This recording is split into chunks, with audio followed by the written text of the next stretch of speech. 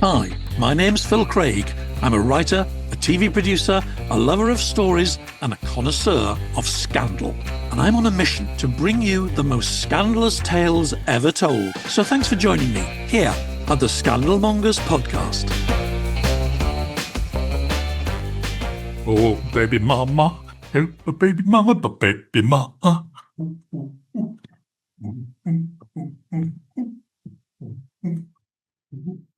No, you haven't found Megan's channel. It's me. Don't panic. It's me, Phil. I'm not pregnant. It was a cushion. Sorry, couldn't resist. What a great video. Why is everybody so cross about them with that video? I don't understand it. I think it's fun. I think it's harmless. I think people get very, very worked up over this couple. And for sometimes I'm sympathetic about that. I've been quite critical. But come on, guys. A lot of people just seem to kind of live their lives now just looking for reasons to be mean about Meghan, I think. I don't like it. I don't like it. And I wasn't meaning that. I was being affectionate in my little parody of them. I just thought it would be amusing for me, if not for you. As Mrs. Craig says, do you amuse yourself, Phil? I say, yes. Do you amuse other people, Phil? I say, I don't know, the jury's out. But no, I thought it was lovely. I mean, think of all those lovely royal things that we talk about.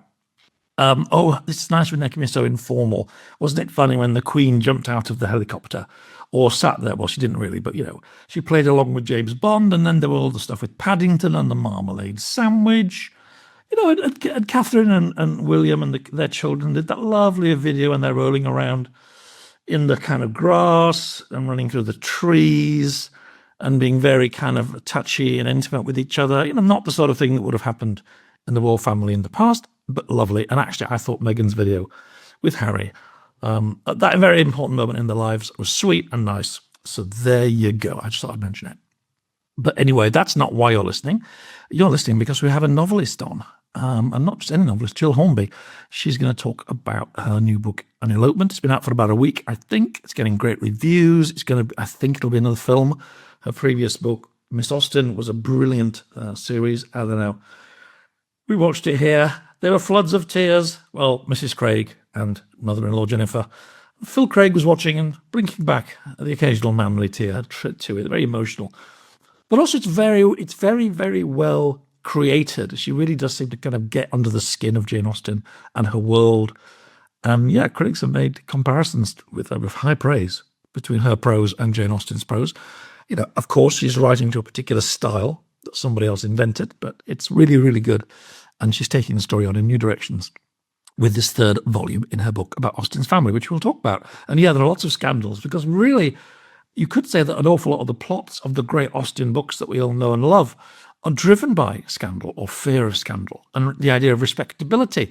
And also, women who can lead respectable lives, but if they don't, what can happen to them if they perhaps elope or are seduced or are convinced that they need to marry somebody they shouldn't perhaps be marrying? And then what happens to their property and their futures and their independence? And maybe it's better to be a maiden aunt, actually, and then marry at all. Especially if you have a certain amount of money in the bank, because the other side of this is, of course, the terrible danger. These women were pregnant every year or every other year for most of their lives, a lot of them having huge numbers of children, and every pregnancy was a terrible risk to their health. So lots to talk about. But before we get to that, we've done the twerking. We've told people what the show's about.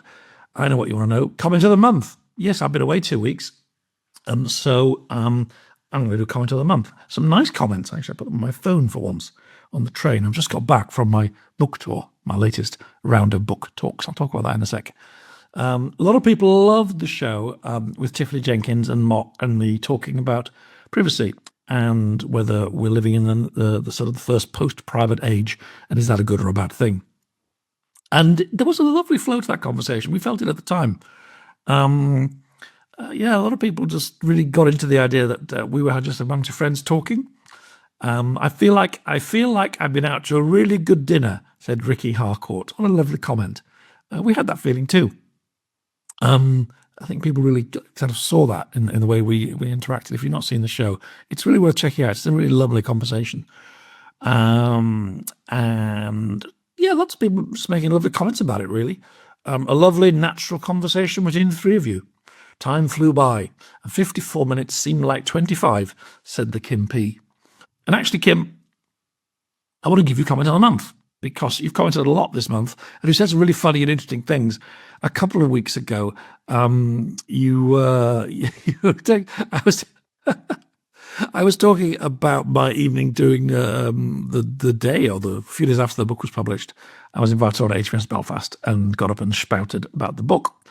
And the Kim P said, yes, that's a very good sales ploy, Phil. A gathering trapped on a boat and no doubt a little inebriated. Selling books to that lot was like shooting fish in a barrel. I approve. Yes, it was. I think I sold more books that night than any other part of the tour. But yeah, so Kim, you know what to do. There's a bio underneath this if you're listening on the app, or if you're watching on YouTube, just underneath me now. Click on it, send me an email with your address, and get you a mug. There you go. I can't say fairer than that. What's been going on? Well, lots of things, really. The podcast in my absence, I must take more. No, I'm not going to, actually, because several of you kind of got the wrong end of the stick and they said, oh, Phil, don't go fortnightly. We like having you every week, which is lovely to hear. And I will be back doing weekly shows, I think, after the end of the summer, because I am rather busy. But anyway, while I was away, the numbers kept growing. I think I mentioned before, people keep finding the show. And initially, people found the show through some of the really old royal ones, and there are little spikes in interest. And I could see that in the comments, people say, oh, I've just discovered this. I'm now going to listen to others. So other ones that have been really popular, though, some of the more recent ones, like Paul French, who talked to me about Wallis Simpson, her time in China, that suddenly had a bit of a surge of interest. And some of the other ones that weren't royal, like Lord Lucan, and a lot of the stuff we did about post office scandals, and things Andrew and I did, but also some of the shows that I did about the slightly more obscure literary things like The Seduction, the book about the story of seduction. That's had a surge of interest. So while I've been away, the subscriber count is now comfortably over 12,000, which, remember, I was celebrating 10,000 not many weeks ago. And yeah, lots of people finding the show. If you're one of them, thank you very much and welcome. Please stick with us. Please like and please subscribe. And yeah, welcome to the gang. Yeah, so what else? Not a great deal, really. I've done more talks. Oh, yes, there was one. Many of you will remember, I'm sure, how close we are as a family. Me and Frances and Jennifer, the mother-in-law, we went to that great drama over Christmas where she had to fall on a holiday in Madeira, had to get her back, fractured pelvis, all very difficult, but the care she had was amazing.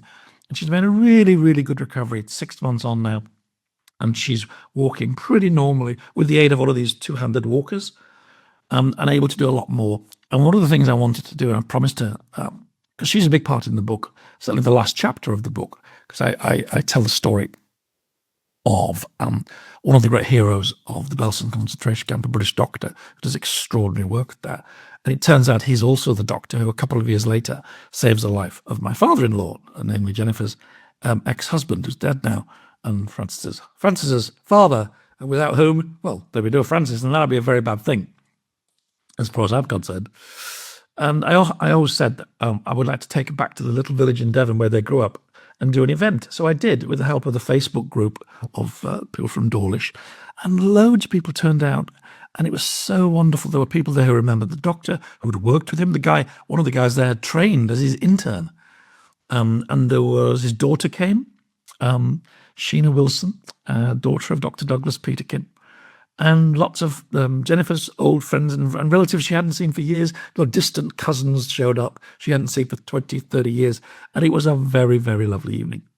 Sold a few books, lots of memories were shared, lots of wine was drunk. So that was nice. And then I had to come back via Hereford, which is not really on the way back, but struggling authors need to get their books in the public eye. Plus I was offered a free night in a hotel and a free train fare, so I went. And I found myself last night in Hereford dressing a bunch of... Well, Hereford, for those who know, is one of the great military towns of Britain. It's home to the SAS, for example. Although you're not supposed to say that. You're supposed to say the regiment. So I think there were a few members of the regiment, past and present, in my audience, which, given my book makes a few criticisms of special forces, I thought was slightly scary. But no, they were great. Very successful evening. Lovely dinner to follow. The only small cloud in the otherwise sunny sky was at 6 o'clock this morning, actually about 5:45, massive fire alarm in the hotel. I was sleeping off the night before, happily, deeply asleep, and suddenly bells, lights, people in the corridor saying, "There's a fire." So Phil jumps out of bed, pulls on a towel, grabs a coat, gets out, because I'm on nearly the top floor as well. You don't want to be there in a fire, right? Anyway, I get to the bottom and we're all ushered into the sort of courtyard where it's raining, of course. And of course, everybody else, I think one other person had taken a few moments to put their shoes on, or a pair of trousers or a jumper. And I'm standing there shivering in my towel, bare feet. It's just like so embarrassing. For 40 minutes till they let us back in, because of course it was a false alarm anyway, sharing details of my wild and crazy life. But yeah, so do more books. I've got more book talks coming up. Chalk Valley Festival soon, which is going to be really exciting for those who have heard of it. It's one of the premier events in the literary calendar in Britain. And my Australian tour dates are getting firmer. I've got, I think, 6 events now. I'll tell you all about those later on. That'll be in October. So I hope to see some of you in Australia when I visit. Yeah, so Georgian Britain, Regency Britain, the elopement. I've often had a sort of little private theory about this, that our views of certain eras are really governed by the visual medium, the visual media we get from that time. So Victorian Britain, we think of it in black and white because we have black and white photographs. And also that idea sort of goes with Dickens, don't you think? The idea that everything's a bit smoky, a bit dark. And all those social reformers taking pictures of like 15 children in a room and poor people on the streets and really bad conditions in factories. And just the idea that everything's a bit grim and dark and tough. And a lot of those things are true, of course, but actually Victorian Britain was a remarkably colourful time and a time of great reform and progress. I would argue that if I'd had the choice of being a poor person, I would rather have been a poor person in Victorian Britain than Georgian Britain. But the Georgians, they kind of have it easy because we have no photographs from that era. We have lovely pastel paintings and lovely pastel movies, mostly about Jane Austen's books and others. And everything's bonnets and frocks, and it's gowns, and it's balls, and it's dancing, and it's love, and it's a scandal. But it's and there's social stuff going on, but we really do focus on the lives of the top 20%. To be poor in Georgian England, and in the world that Georgian England moved in, like if you were a slave, for example, it was hard. It was hard. I mean, it was harder. There was a much less for your rights, for your protections. You try and form, especially when you get to the French Revolution, and the upper classes are terrified. You try and form a kind of organisation for the rights of your farming colleagues or the workers in your factory. You could be on the wrong end of a dragoon's sword pretty quickly. So I think it's a tougher time than we tend to give it credit for. In a time of great energy and genius and an explosion of creativity and engineering, and obviously Britain rules the waves, and we have an amazing navy. So it's a really rich and interesting time. And I've written a book on Nelson. So I'm kind of quite deeply into that era, but it's not necessarily a very happy place to be. So yeah, I think that the Victorians get a bad rap and the Georgians get it so easy. I don't know, maybe I'll share my theories about this with Jill. But anyway, that's enough of me going on about stuff. I'm literally just back. I walked in the house 5 minutes ago. I'm very late with this today because I've been travelling. So hence the slightly breathless introduction. But thanks for staying with me. I hope you've enjoyed something of it. And certainly if you're Kim P, I hope you're going to get in touch about your mug. Thanks for listening. Let's go and talk to Jill. I'll see you at the end. Bye for now. Jill, thank you so much for joining me. Jill, you are the first novelist in 118 episodes of this podcast. No way. What are the rest of them doing? Well, it's a non-fiction zone, but I was really determined to try and speak to you. And I think most of all, I want to thank you for writing a book in which a flirtatious romantic scene takes place around a game of cricket. There has to be a first. Does that speak to your interests? Well, maybe it does. No, the book, as I literally finished it an hour ago, and I've been fighting Mrs. Craig for possession of this advanced copy, and it is so very, very good and so entertaining and so touching. Oh my goodness, what a beautiful book! So Thank you. I'm so pleased. Well, I'm not here to grill you, that's for sure. And I just love it's full of lines you want to write down. What's the one? going back to the cricket, there seemed a great stress, she thought, on refreshments for something she had thought of as a sport. Very, very. That might have come from the heart, that one. I can imagine. No, but it's funny. I don't know if there are any plans to make this into a film or a TV show, but it's full of wonderful, memorable scenes that you can just imagine. Well, there are, but you never know. But the people who made Miss Austen have bought this. Oh, good for them. Very sensible. And I couldn't help casting it in my mind. Have you seen Andor? No. Oh, it's a new Star Wars spin-off. Which I don't really do that kind of stuff. Yeah. Well, it's probably maybe not your kind of thing, but there's an actress called Genevieve O'Reilly in it, and I recommend her for Fanny. Oh, right. Thank you very much. Okay. I'll have a look.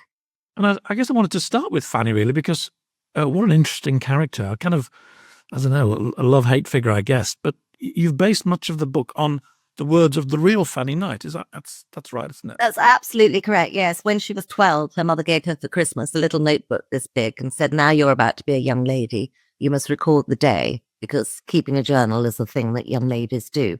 And she was a very obedient and conscientious child, and indeed adult. And so from the beginning, from the age of 12 until she was in her 90s and couldn't quite hold a pen, she kept these journals, and they're all sitting there in the Maidstone record office. They're very much not Dear Diary kind of things. You know, they're not kind of beating heart confessional stuff, because she wasn't that sort of girl. But for a novelist, they're absolutely brilliant, because she always records the weather and what they had for dinner and what they did and what the games were that day and who was in the house and where all the family were. So really, it is the best record we've got of the Austen life, and really of Jane's life, actually, because apart from the letters to Cassandra, that really is where we get our information from. Yeah, and I guess the famous letters to Cassandra were a big source for your first book, his trilogy. Yeah. I guess because of my non-fiction background and interest, the social history of this, the insights you have into the culture of the time, and the toughness of the book. I mean, maybe Austen is tough, and we soft focus her, but this is a tough book in terms of the jeopardy that these women are going through. Oh, but Austen is tough, and we do read it wrong. Because we're told it's a rom-com, we approach it as a rom-com, and the adaptations stress the rom-com element. But really, the social commentary is absolutely all there, and her books have exactly the same concerns, which are the role of women, the tyranny of fathers, the difference between the sexes, the class system, what happens to a woman if the money vanishes, because very few women have money of their own. All of that kind of stuff. It is in Austen's novels, but I think we glance over it because we're not so attuned. But the contemporary reader, for example, the contemporary reader of hers would have picked up Pride and Prejudice and read that the Bennets had an entailed estate and 5 daughters, and your contemporary mother would have thought, oh my God, that's my basic nightmare. Yeah. What is she going to do? Because all those 5 girls are in peril. And the only person in the book who can see it is Mrs. Bennet, who we always play for a fool. But, you know, she can see the danger the girls are in. Because if he were to drop, Mr. Bennet were to drop dead, and people did, you know, keeled over at dinner, then they would be out on their ear. So what would have happened to them? Now, there's a lot of that in the book, the fear of being unmarriageable, but the danger of being married, the incredible death threats. That is the thing. 19th, 18th, 19th century marriage wasn't all that, you know. If you fell in love at the age of 18 with the love of your life, and he didn't have a mistress and he rather fancied you, you were in for 18, 20 pregnancies. You weren't going to survive them. That was a real problem. And another thing about the book is it is littered with dead mothers, because they all copped it in childbirth. So many of them did. It was, you know, a real live terror. So there was that. There's also your father would settle money on your head, and when you were married, but it would go straight to your husband and you would have no rights over it. And if he wanted to put it on the roulette table, or buy his mistress a house or something. That was that. That was your money gone. It was all that sort of stuff. It was very, very tough. Now, it prompted lots of conversation in the Craig household between Mr. and Mrs. Craig about the different ways that we approach this period. And there were two Emmas. Well, really, in the last 30 years, there was the Gwyneth Paltrow Emma, Yeah. which was quite sweet, and the more recent Anya Taylor-Joy Emma. I don't know if you saw that. Yeah. A lot more sour and spiky, and I suspect more in tune with the tone of your book and perhaps Emma itself. It is more in tune with Emma itself, absolutely. Yeah, no, I mean, it was tough. It was tough. I always think the Victorian time was tougher for women. And what I find interesting about Fanny is that she was born to the most loving Georgian family, the country house existence, the eldest of 11, parents that loved one another, was Jane Austen's favourite niece, absolutely adored her, called her almost like a sister. And it was shortly after Jane died, I mean, sort of 3 years later, she'd had all sorts of romances. She was, she had everything going for her. But she sort of turned them down. She talked to her Aunt Jane about it. Oh, that one's not good enough. Oh, that one's not good enough. Suddenly she's 27 and there's nobody around at all. And she'd spent all of her time raising her 10 motherless siblings because when she was 15, her mother had died in childbirth, as they did. And so she married at 27 a man who was 20 years older than her, who had 5 motherless children himself, who he wanted looking after, and who was a Tory MP and a sort of, a grandee of Kent. And she became a completely different person. And then she sort of becomes gradually a Victorian matriarch. And she'd been the Georgians are great. They're quite sex, drugs and rock and roll. I mean, not the Austens, but it was a very relaxed time. And Jane's own upbringing, I think, is something that she would never have got under with Victorian parents because customs changed considerably. And it always interests me that a woman came on the throne and it all stopped because Mary Wollstonecraft around the turn of the century was in the long 18th century was writing about co-education for women, for girls, for example, and the rights of women. And it was, of course, one of the original tenets of the French Revolution was complete sexual equality. I mean, they forgot it pretty quickly, but that was one of their guiding lights. And then a woman comes on the throne and the shutters come down. And it's quite, it does interest me, that.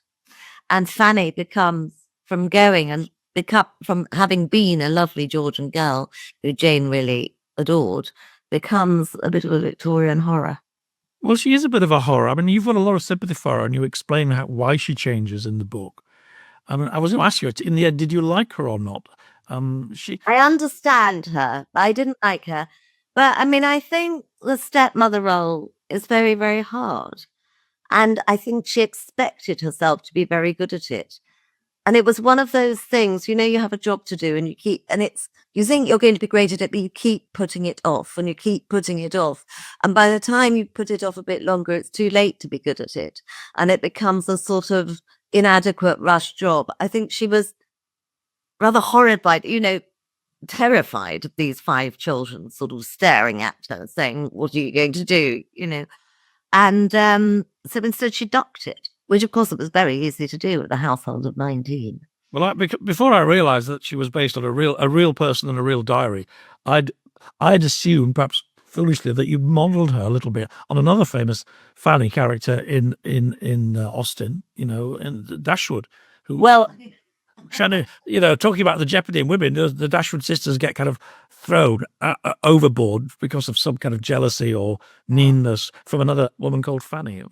Well, my personal theory is that Fanny Dashwood is in fact Fanny's mother, Elizabeth Austen, who, because rather famously, but I'll say it anyway, Jane had this one rich brother who was adopted by posh people and was given these 2 massive estates, one in Godmersham and one in Chawton. And because he was suddenly had these massive estates, even though he was a humble little Hampshire Austen, he married a very rich woman, and so they all became doubly rich. And she didn't have much time for the Hampshire Austen. She was quite snobby and a bit dim. And she liked her people and her family. And so when suddenly Jane and Cassandra and her mother were out on their ear after the father's death, and they didn't really have any money, Edward had about 36 cottages he could have put them in, and he did not. Oh, really? And they had a terrible time, during which Jane suffered acutely of going to sort of rental accommodation and pillar to post, going to stay with relatives and overstaying their welcome, but at least they got fed for free, even though it was awkward. And then Elizabeth and his mother dies. And lo and behold, they get the cottage in Chawton. And lo and behold, Jane at last can sit down and bang out the 6 greatest novels in the English language. One of the first published of which was had this sister-in-law who says, well, I don't think the ladies need the table. Well, my father left them the table.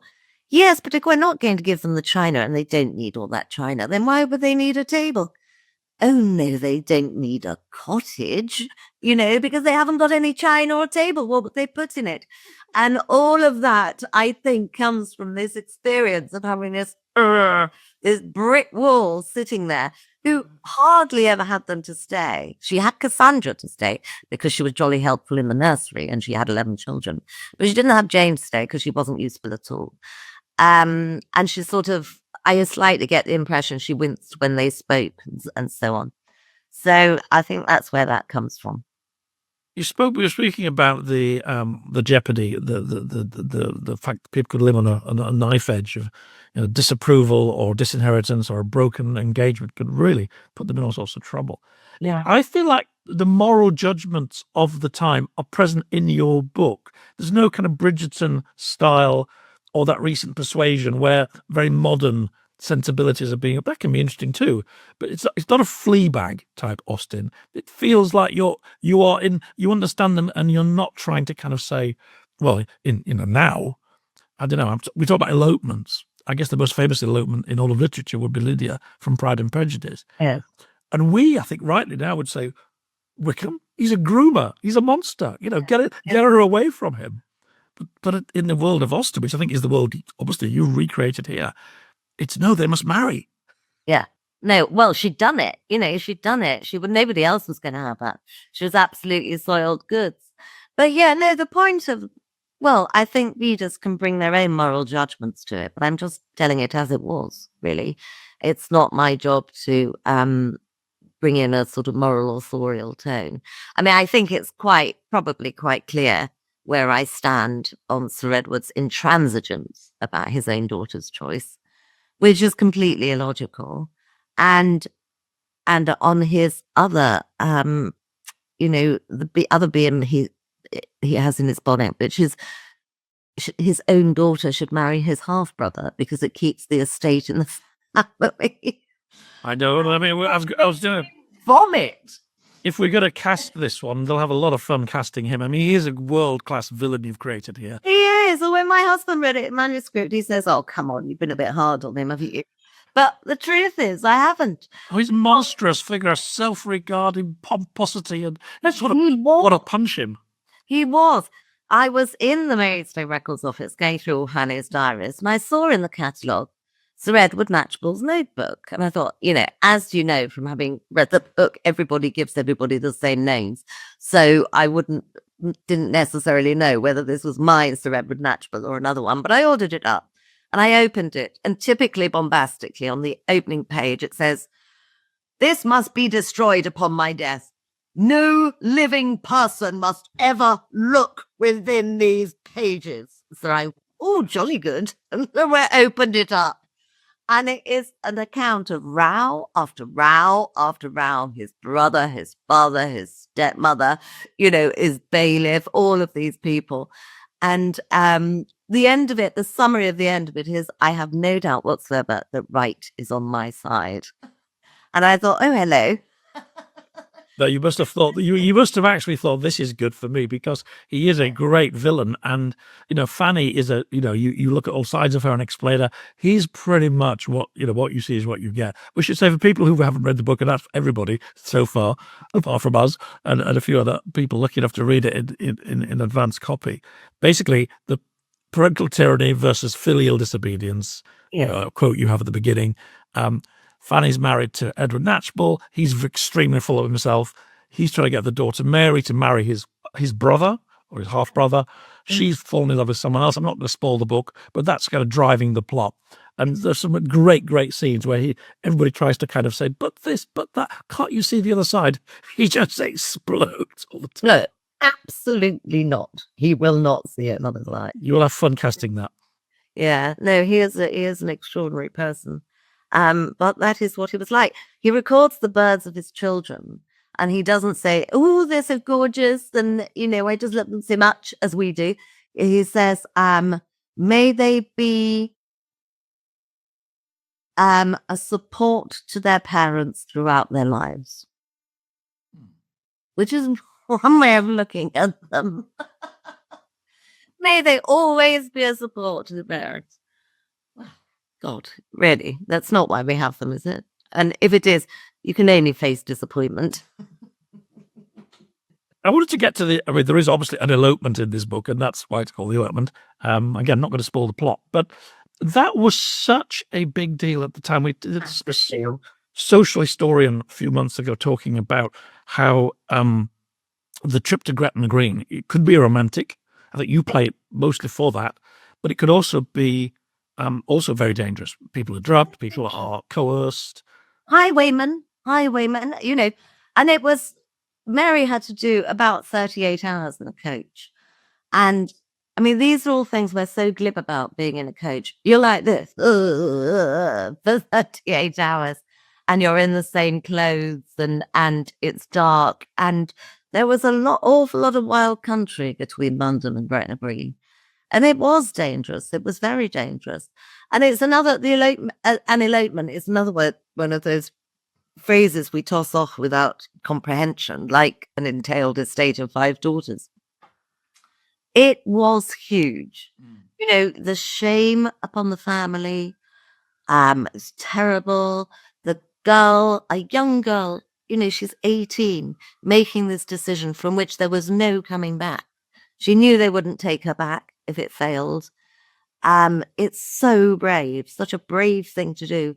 And you had to get there. There were endless accounts of fathers chasing their daughters through the, up the country. They're determined to get there in time.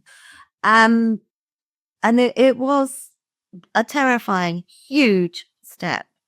And the elopee in the book had no idea that she was from then on cutting herself off from all of her siblings as well. But that was what was to happen. It's just terrible, really. Well, I think going back to the conversation we had a few months ago with the social historian, some of these protections were put in, not necessarily to stop lovers being together, but to stop con men.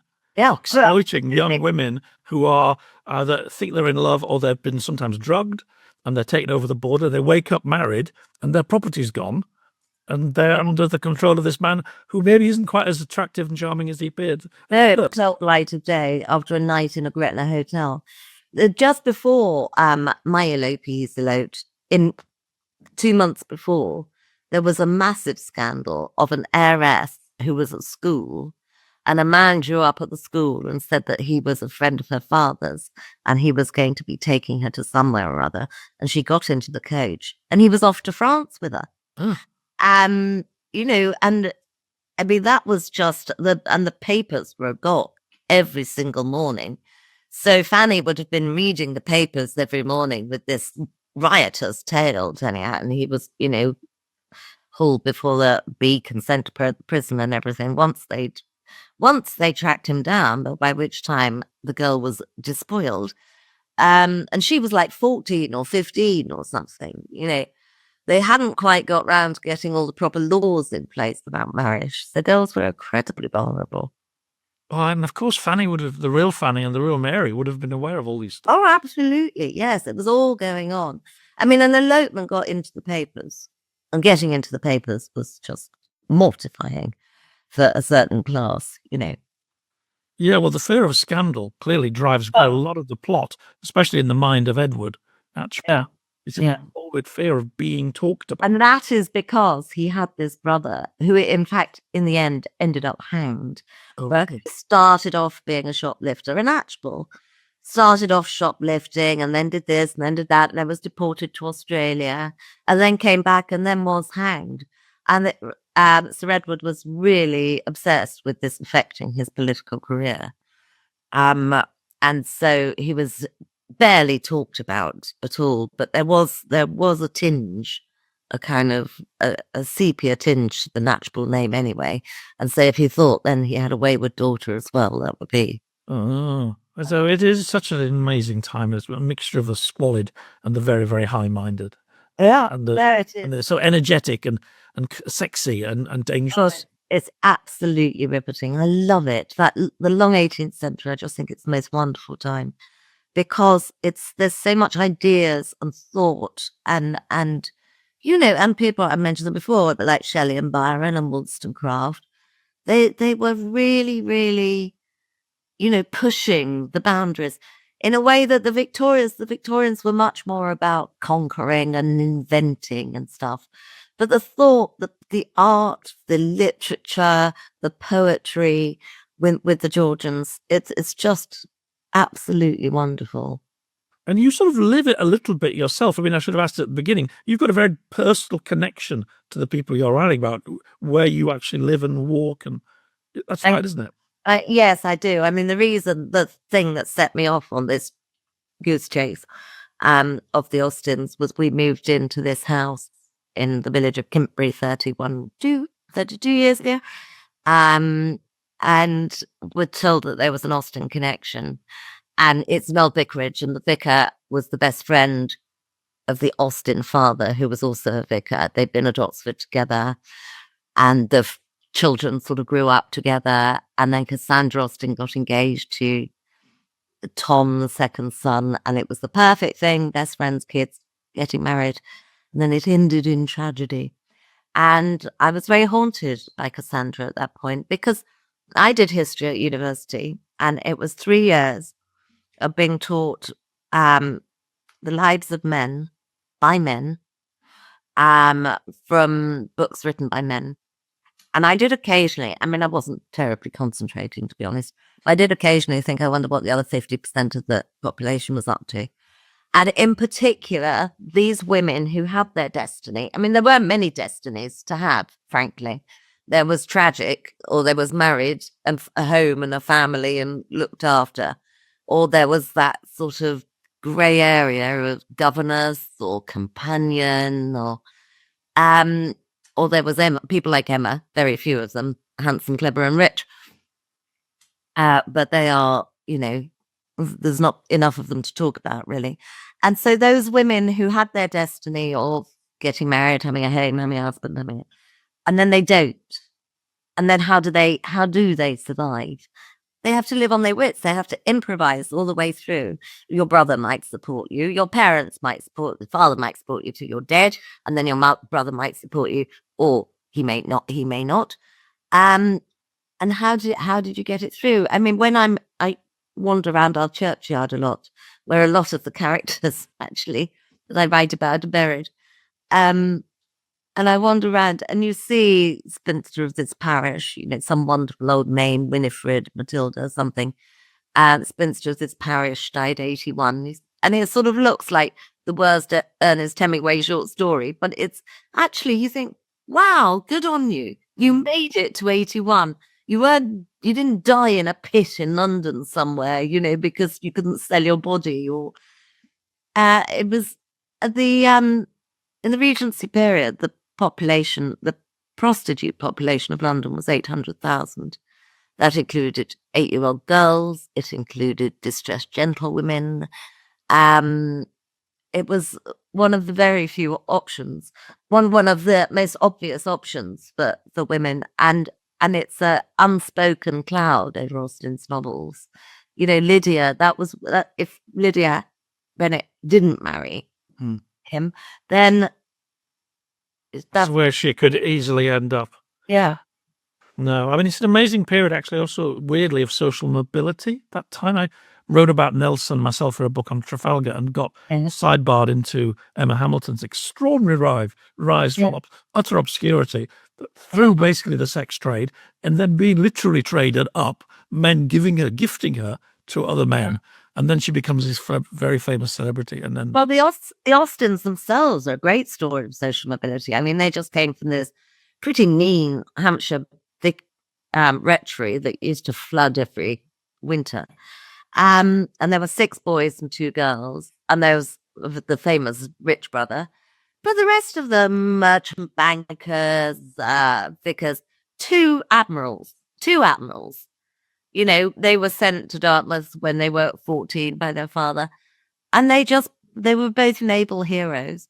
So and Jane and Cassandra, of course, were the 2 with absolutely no options. But the reason we know the family at all is because of the younger, awkward daughter sitting there scribbling away.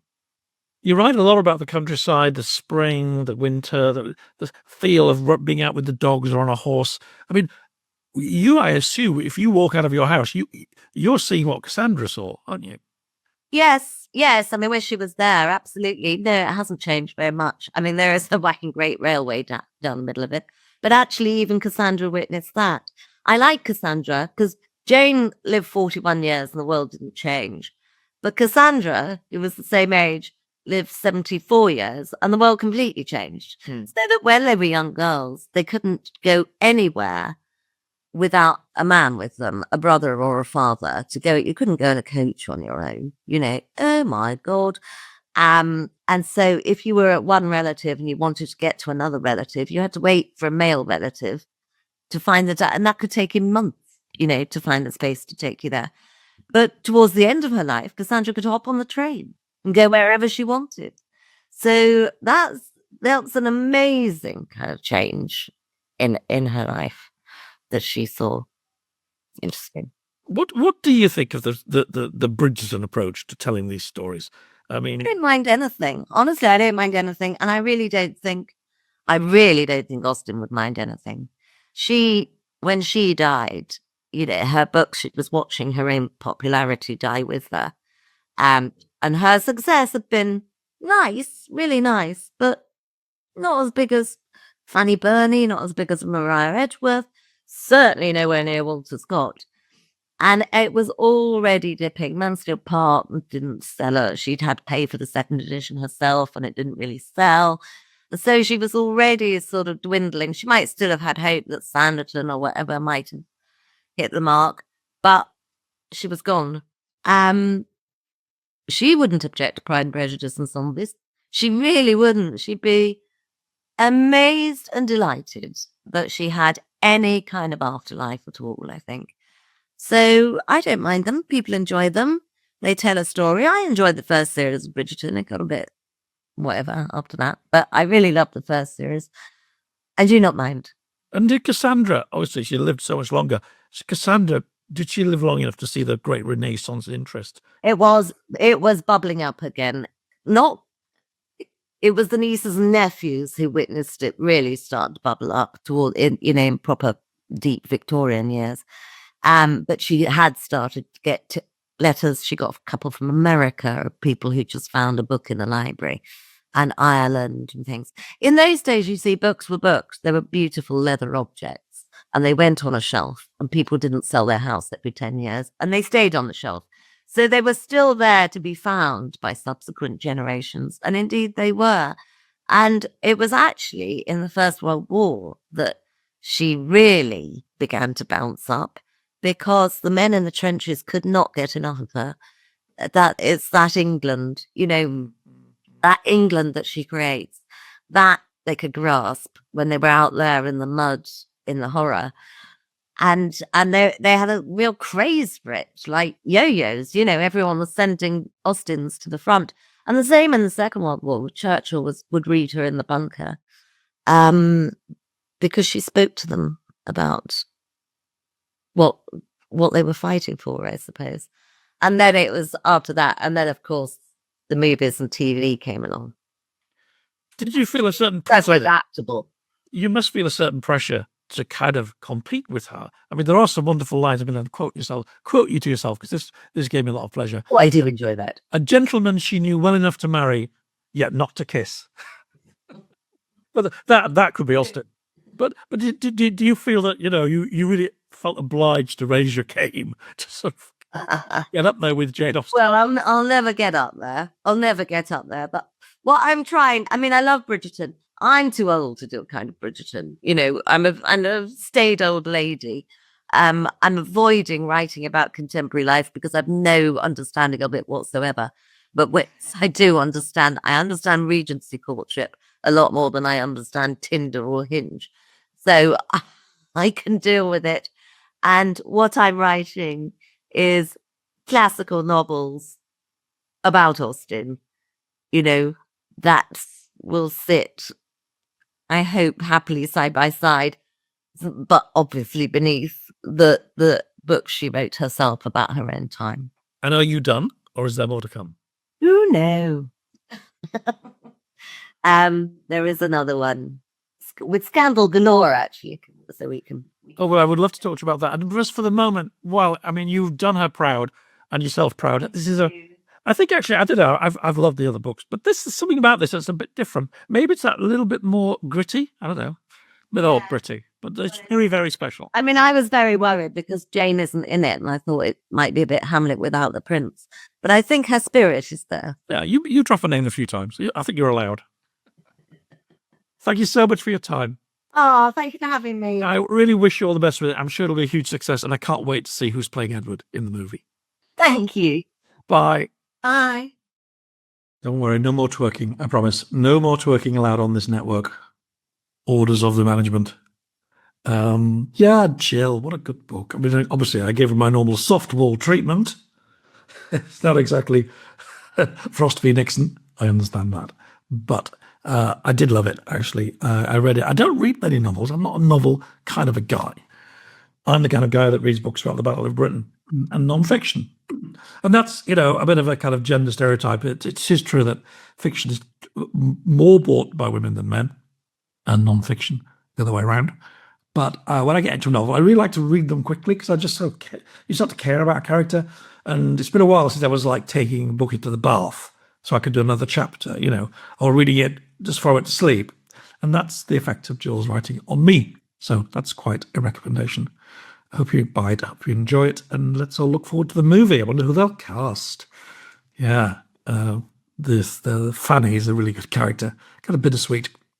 Austen would have been proud of her, I think. So, another 2-week break, I'm afraid. I've got more talks. I've got more writing. I am busy and buzzy trying to promote this book, which, I had my first Indian review. I was so proud of this because I've never written a book. I've never written about India, but this book is, 50% about India. And I had to take a lot of advice from various friends and academics and people who I just introduced myself to, who were very generous with their time. And they, I was slightly nervous about what, actual Indian writers would make of it. Because you can't forget that I'm a white British person. I represent the country that was the colonial power in India, and a lot of Indians feel that that stage in their history was something that, something they got many benefits, something they were exploited ruthlessly. We're glad to see the back of us. It's quite a nuanced conversation once you get into the sort of academic Indian world. It's not that clear cut. A lot of people take a lot of different views, as you'd expect. But I was worried that I wouldn't quite catch the right tone. Anyway, there's a paper called The New Indian Express.